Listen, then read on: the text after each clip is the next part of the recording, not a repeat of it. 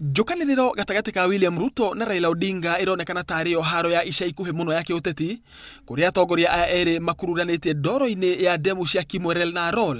Let them not target William Ruto or individuals. This is not about a person, personalities, or mandasinomics. Somebody is stealing, don't go and shout there and tell us that, oh, 7 billion shillings is nothing. 7 billion shillings is not pocket change. Odinga uria ukwaragia goku Nairobi okereire Ruto ni undu wa gutetera mutaratara wa gwaka ndemu icio kuria augite gutire mundu we iguru ria watho na gutire mundu ungumitie mbeca cia muingi ukwirisha.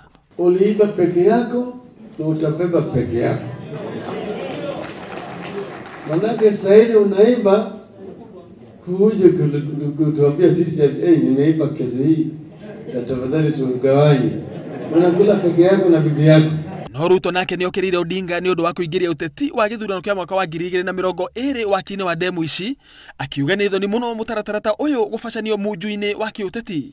The lords of poverty, people who have benefited from keeping people in the slavery of poverty, want to criminalize every development initiative they have orchestrated, and they are driving a narrative that every government initiative has a corruption element in it. Ruto uria waharitie na maruru augite Odinga niwe uraujuga tafarira cia thirikari niguo egwatire igweta ria kiuteti na amuthukirie ritwa. They have weaved together a narrative to try and criminalize and bastardize these development initiatives.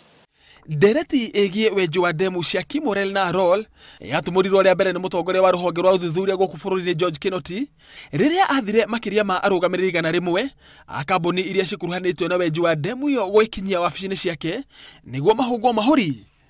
Handu-ini ha Ndoro TV, njitagwo Kiama Kariuki.